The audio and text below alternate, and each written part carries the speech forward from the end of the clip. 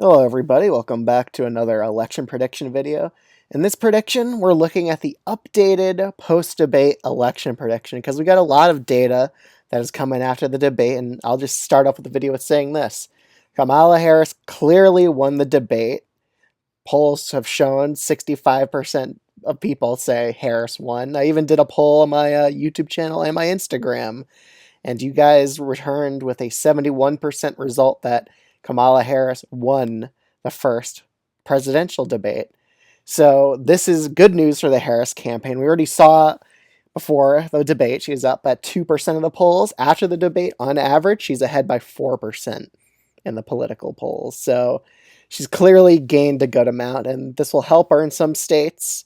And we do have a bit more data here that we will be shifting a few states around. We'll see a state flip to Trump, and we'll see a state flip to Harris in this video. But let's just get through the first few safe states. So I will be discussing New York because I've seen some people suggest that New York's going to be competitive, and I'm just going to say this right now. No, it's not. Again, the polls here so far, we got a SoCal poll showing her up at 11, another poll from Siena showing her up at 14, another poll from Siena showing her up by 13, active vote poll showing her up by 16. Right now, I think Kamala Harris will win New York State by about 15 percentage points. So that's an 8% shift to the right in New York. Biden won the state by 23 last time around.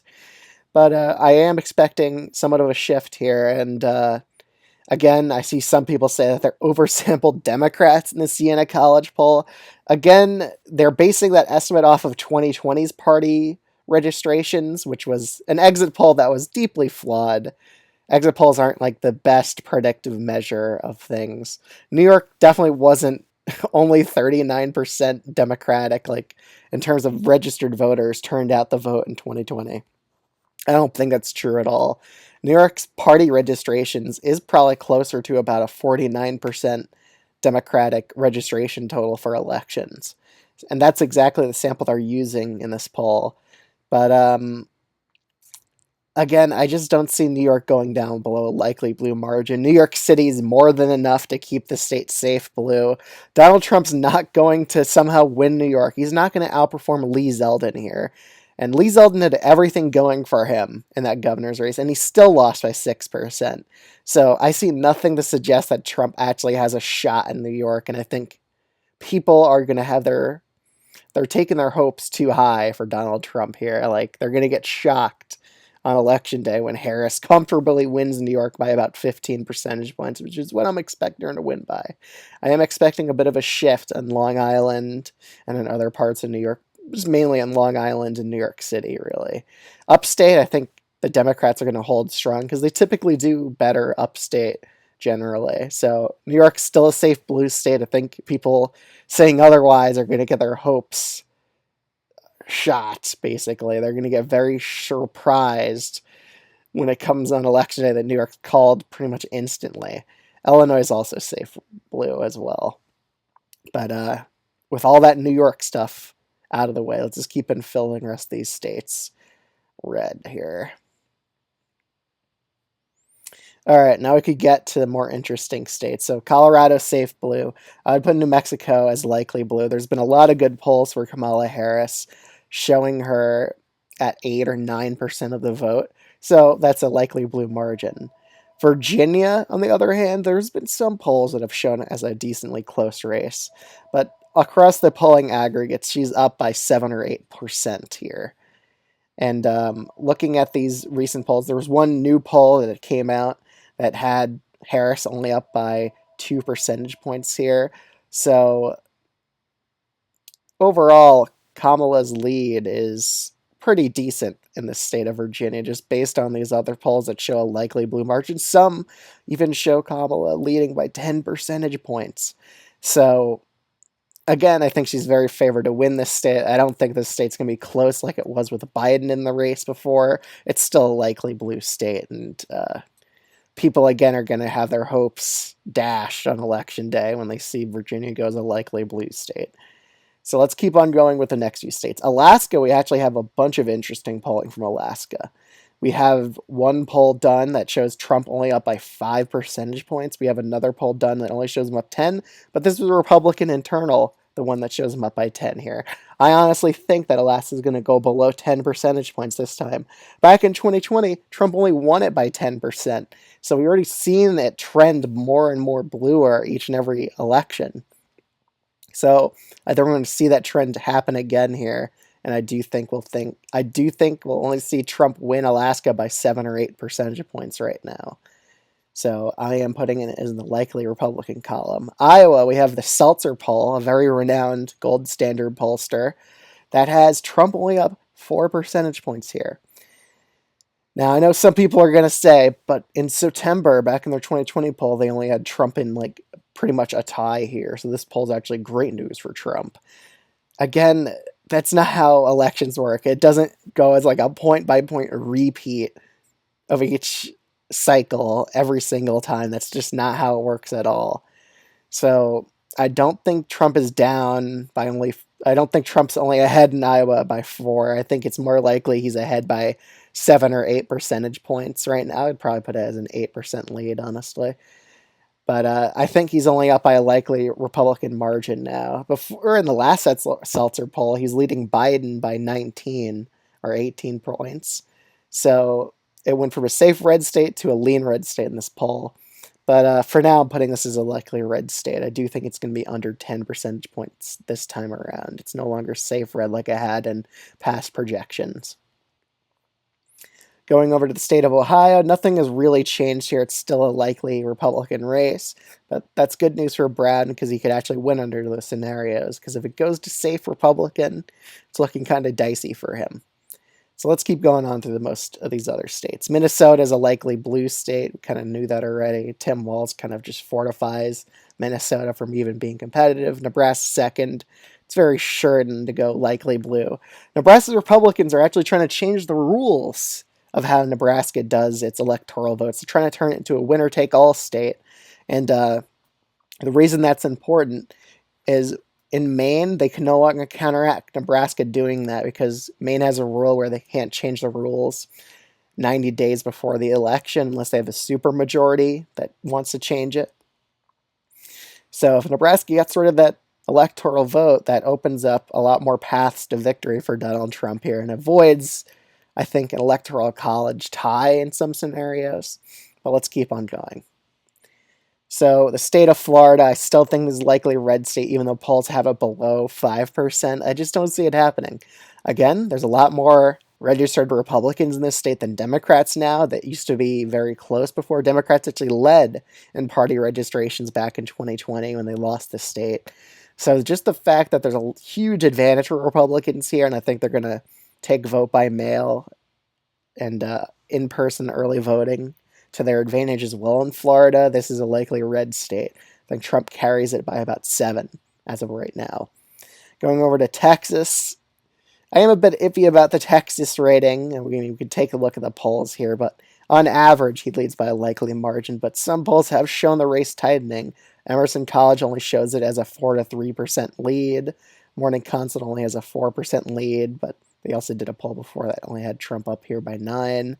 But there has been a shift in between those two polls, especially because this was conducted mainly post-debate here, and we have it narrowing up a good amount. We also have a YouGov poll, Trump only up 5.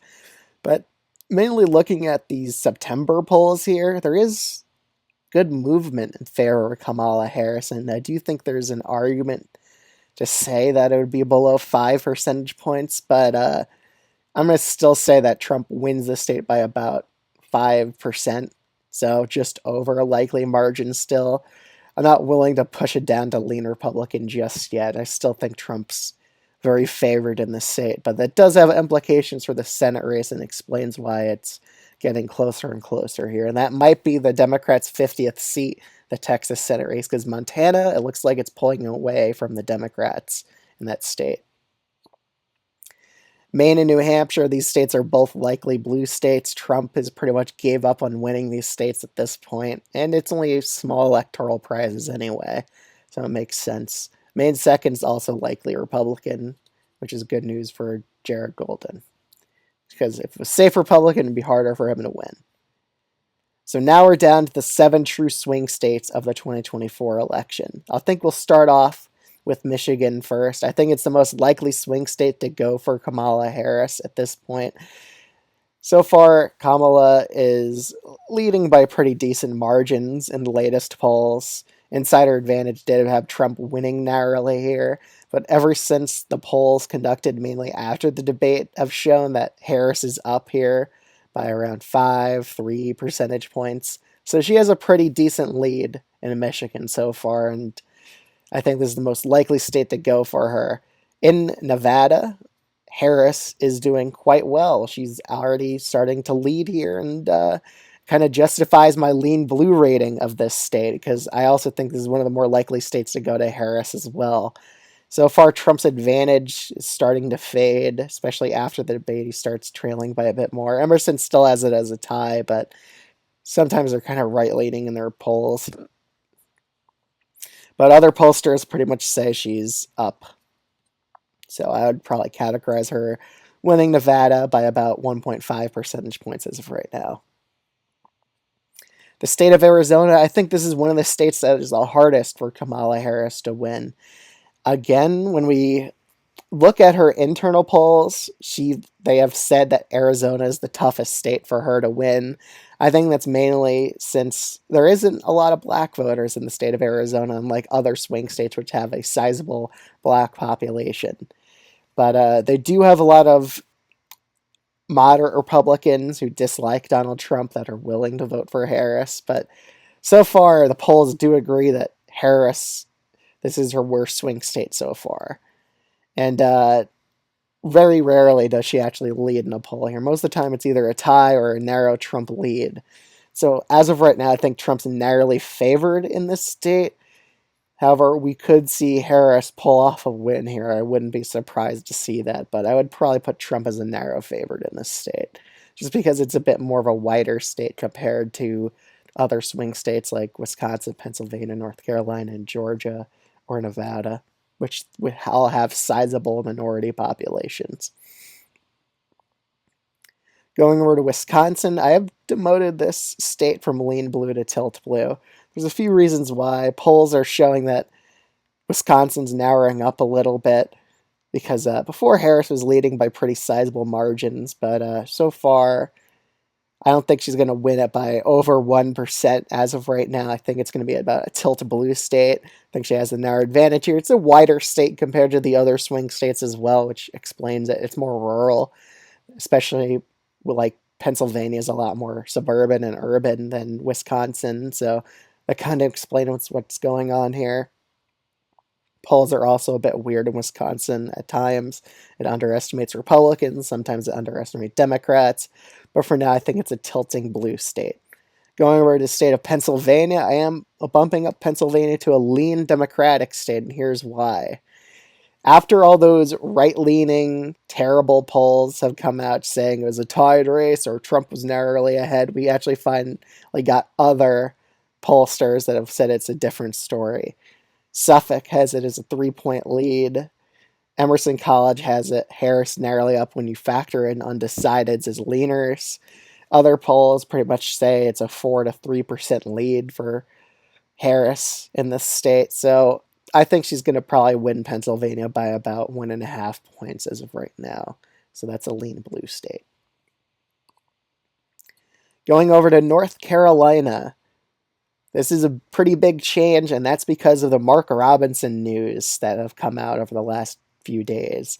So I really think Mark Robinson has other effects, just not the governor's race, but also the presidential race. His scandal affected. Again, it's going to cause a lot of voter turnout because they're going to see all the disgusting things he said. I could see a voter who was apathetic to Harris and Trump and being like, I don't really want to vote.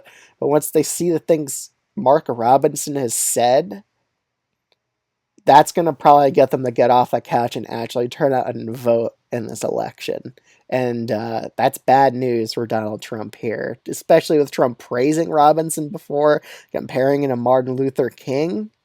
That's definitely going to have an impact on the presidential race, especially with Robinson he's looking like he's going to lose North Carolina by double digits at this point. It's looking really, really bad for him. But so far, according to the polls, she's actually up in a race to the White House, which factors in most polls here. Real Clear Politics also has it as a pretty much a clear tie. So, and the polls recently have been pretty good for Harris. She's leading in Emerson College. There's been a lot of right-leaning polls polluting the average as well, which explains why she's down in some of these aggregates. But again, a lot of pollsters do have Harris narrowly up in this state that aren't just right-leaning pollsters like these ones, especially Trafalgar, which is in the most reputable poll, and Qantas Insights. But I actually think Harris is narrowly favored to win the state of North Carolina so far, which is an interesting change here. Just because of the Robinson news, I think that hurts Republicans just up and down the ballot here. So Harris is narrowly favored in the state of North Carolina. Going over to Georgia, I am changing the rating here from Tilt D to Tilt Republican. They did change the voting rules, making it a bit harder to vote, and I do think that'll probably hurt black turnout at least a little bit. But again, there's another thing to consider here is Georgia seems like the most likely state to overturn the election results because of their election board. So there's a possibility here that if Harris wins this state by the popular vote, they may just decide to throw out those results. So there could be an election fight in Georgia, especially if it's a tipping point state. We could see a lot of controversy erupt from that. And I just think due to the voting roll changes as well, that they're purging some voters here from voting. I do think that hurts black turnout in the state. And according to the polls, Harris is actually in better shape in North Carolina than Georgia right now, especially by Emerson. Morning Consult found the same thing. TIP or Tip Insights also says it's a tied race here, so that justifies a tilt R rating. But so far, I'd put this as a tilt Republican state.